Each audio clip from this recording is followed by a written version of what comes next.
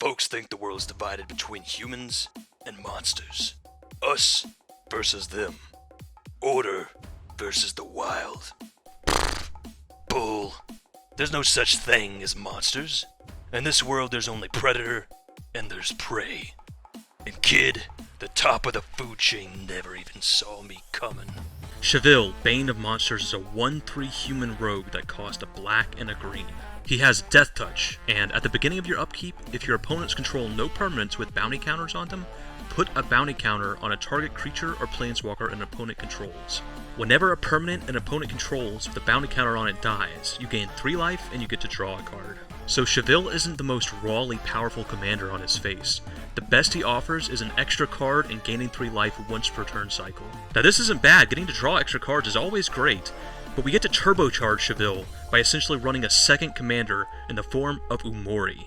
Umori the Collector is a legendary 4/5 ooze that costs 2 mana of any color and 2 hybrid green-black mana. So Umori can be your companion, meaning it can start the game outside your deck but castable, just like your commander. The biggest difference being that when your companion dies, it doesn't go back to the command zone like your commander does to be recast. When your companion dies, it's just dead like any other creature. But we have a lot of ways to get around that in this deck to keep bringing our Umori back. And still, starting the game with essentially 2 commanders is extremely powerful. As for what Umori actually does, when Umori enters the battlefield, you choose a card type. Spells you cast of the chosen type cost 1 less to cast. So if Umori enters the battlefield and you name, let's say, enchantments, then all the enchantments you cast cost 1 less. Now, for Umori to be our companion, it does have a restriction.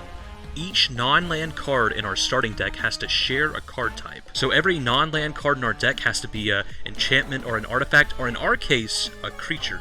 Card draw and mana ramp are the key components of any well-functioning commander deck, and having access to both Chevill and Umori from outside the game means both ramp and card draw will always be at our disposal. Now what do our 2 commanders actually ask of us? Umori asks us to run only creatures, and Chevill asks us to kill our opponent's creatures. So the key overlap between what our commander and our companion want, and a big chunk of our deck, is what I call Chupacabras. Chupacabras are cards like Ravenous Chupacabra here, creatures that easily kill other creatures, allowing us to trigger our Chevill and draw cards, while getting rid of our opponent's scariest threats. Now some of these cards work pretty much in exactly the same way as Chupacabra, cards like Bone Shredder and Necrotal. These guys simply enter the battlefield and destroy our opponent's creatures. But we also have some Chupacabras that work a little differently. Shriekmaw, for example, can be just a regular Chupacabra, but it can also be cast for its evoke cost to kill an opponent's creature for just 2 mana. This evoke cost is actually also reduced by Umori. So Shriekmaw is actually fantastic in our deck and can kill big creatures for as little as 1 mana. We also have Chupacabras that tap themselves to kill creatures, like Bounty Hunter. Bounty Hunter is one of the more expensive cards in our deck, but it's so good with Chevill that it's totally worth it. Bounty Hunter can tap itself to put a bounty counter on any target non-black creature, or Bounty Hunter can tap itself to destroy target creature with any bounty counters on it. So not only can Bounty Hunter kill the creatures our Chevill puts his mark on, Bounty Hunter can also do the job of spreading multiple bounty counters across the battlefield, allowing us to trigger our Chevill's ability multiple times per turn and draw a lot of cards. Additionally, we also have some pseudo-Chupacabras that fight other creatures. Cards like Kogla and Thorn Mammoth. These don't destroy creatures outright, but they often behave in the same way, gobbling up smaller creatures or trading with big creatures. And even if they do trade with whatever they're fighting, if the opponent's creature had a bounty counter on it, we at least get to replace our creature with a fresh card. Probably our strongest individual Chupacabra is Overseer of the Damned. Not only does Overseer kill one of our opponent's creatures when it enters the battlefield, triggering our Chevill, it gives us a zombie token every time one of our opponent's creatures dies, turbocharging all of our other Chupacabras. Overseer is also a fantastic form of wrath protection, because if an opponent decides to sweep the board of creatures, if our opponents have any creatures, we end up with a huge board of zombies afterwards. Now all of our removal, all of our ramp, all of our silver bullets, and all our other assorted utility cards being creatures is a significant restriction. However, one of the key components of our deck is turning that restriction into an advantage, with cards like Beast Whisperer, Primordial Sage, and Soul of the Harvest. All of these cards allow us to draw cards whenever we play any card in our deck, turning Umori's restriction into a guaranteed consistency for this fantastic card draw engine. Similarly, we're running Regal Force and Duskwatch Recruiter, both very playable cards on their own, but are made even better by the fact that our deck's nothing but creatures. Recruiter in particular is fantastic in our deck, because his activated ability should virtually never miss, and if Recruiter flips over to his werewolf form, he further reduces the cost of all the cards in our deck, comboing extremely well with Umori. And speaking of everything in our deck being a creature, we do just naturally end up with a lot of bodies left over on the battlefield.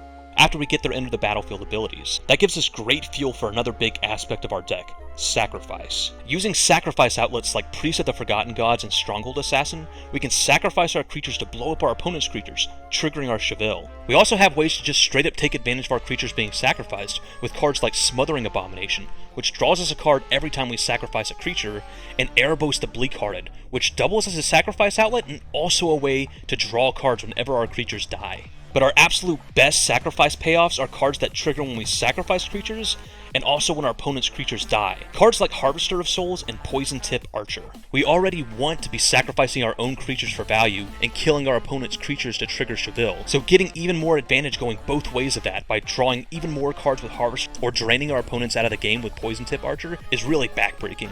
But sacrificing our creatures for value is only half of the equation, because the next facet of our deck is Recursion. We actually want our creatures in the graveyard because we can use cards like Eternal Witness and Green Warden of Marasa to get them back, play them again, and get their abilities all over again. We even have some ways to mill ourselves because not only can we return creatures to our hand, we can straight up reanimate some of them with cards like Phyrexian Delver. And some of our cards that reanimate our creatures also function as sacrifice outlets themselves, like Hell's Caretaker and Whisper.